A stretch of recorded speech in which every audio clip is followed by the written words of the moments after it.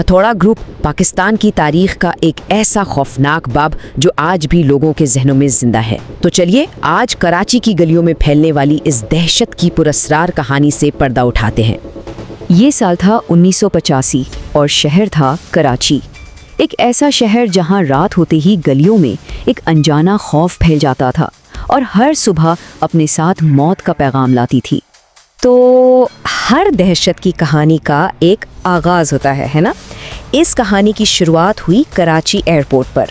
आधी रात का वक्त एक बैनुल-अक़वामी फ़्लाइट से 7 बिल्कुल पुरअसरार से आदमी उतरते हैं। उनके बैग्स में कपड़े नहीं, भारी हथौड़े और कुल्हाड़ियाँ छुपी थीं। और सबसे हैरानकुन बात, एक सिक्योरिटी ऑफिसर बिना कोई सवाल किए उन्हें क्लियरेंस कार्ड थमा देता है और बस वो 7 लोग शहर की तारीकी में गायब हो जाते हैं। और उसके बाद खून और दहशत का वो सिलसिला शुरू हुआ जिसने सिर्फ कराची को ही नहीं बल्कि पूरे पाकिस्तान को हिला कर रख दिया था। उसके बाद जो हुआ वो किसी भयानक ख्वाब से कम नहीं था। 1, 2, 10 नहीं, 200 से ज़्यादा।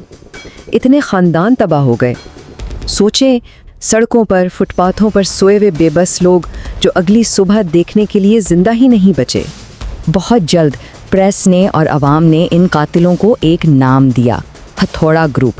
इनका तरीका वारदात इंतहाई सफाकाना और हर बार एक जैसा होता था। सोते हुए लोगों के सरों पर हथौड़े से वार करके उन्हें कुचल देना। लेकिन ये सिर्फ नंबर्स की कहानी नहीं है, ये उन बेबस इंसानों की कहानी है जिनकी जिंदगियां बेदर्दी से छीन ली गईं। इन्हीं में से एक कहानी सलमा की है। वो अपने 4 बच्चों के साथ कैंट स्टेशन पर ट्रेन का इंतज़ार कर रही थी। ट्रेन लेट हुई तो सारा ख़ानदान प्लेटफॉर्म पर ही सो गया। उन्हें क्या पता था कि वो अगली सुबह कभी नहीं देख पाएंगे। मगर इसी अंधेरे में उम्मीद की एक छोटी सी किरण भी थी। अकरम, एक ऐसा शख्स जो इस जानलेवा हमले में किसी तरह बच गया, उसने तफ्तीश को एक बहुत अहम सुराग दिया। उसने बताया कि जब उसने हमलावर का हाथ पकड़ने की कोशिश की तो वो फिसल गया, जैसे उस पर तेल या ग्रीस जैसी कोई चिकनी चीज लगी हो। आँख लगी मेरी तो इतने में देखता हूँ कि मेरे सर के ऊपर से किसी का हाथ जैसा घूमा है, तो मैंने ऐसे ही पकड़ लिया उसको। पकड़ लिया तो उसका हाथ स्लिप हो गया मेरे हाथ से। पता नहीं क्या चीज़ उसके हाथ पे लगी हुई थी, मेरे हाथ से वो स्लिप हो गया। उस टाइम मेरी जान जवानी थी। ये 1985 का वाक़या जो बता रहा हूँ, कम से कम 6-7 तो होंगे तकरीबन। ये पूरा ग्रुप होता था। अब ये मेरे सामने तो एक बंदा आया था, बाकी तो आगे पीछे थे, अल्लाह बेहतर जानता है। ये नकाबपोश था, इसका चेहरा मैं बराबर गौर से नहीं देख पाया था। इसके बावजूद भी ये मैंने बहुत कोशिश की उसको पकड़ने की। आवाम ने भी वहाँ फैली हुई थी, मगर वो लोग डर के मारे हथौड़े को देख के भाग गए थे। पुलिस के लिए ये केस एक ऐसी पहेली बन गया था जो सुलझने का नाम ही नहीं ले रही थी। कातिल आते थे, अपना काम करते थे और जैसे हवा में गायब हो जाते थे। पुलिस बिल्कुल बेबस नजर आ रही थी। कातलों का तरीका वारदात समझ से बाहर था। वो सिर्फ गरीब और बेघर लोगों को निशाना बनाते, लेकिन लूट मार का कोई मकसद नजर नहीं आता था। कोई जाती दुश्मनी भी नहीं थी। और जैसा कि अकरम ने बताया, उनके जिस्म तेल से लथड़े होते थे, जिससे उन्हें पकड़ना तकरीबन नामुमकिन था। ये कातिल भूतों की तरह आते और गायब हो जाते। जब मकामी पुलिस हर तरफ से नाकाम हो गई तो फिर इस केस को हल करने के लिए एक ऐसे शख्स को मैदान में उतारा गया जिसने आके कहानी का रुख ही मोड़ दिया।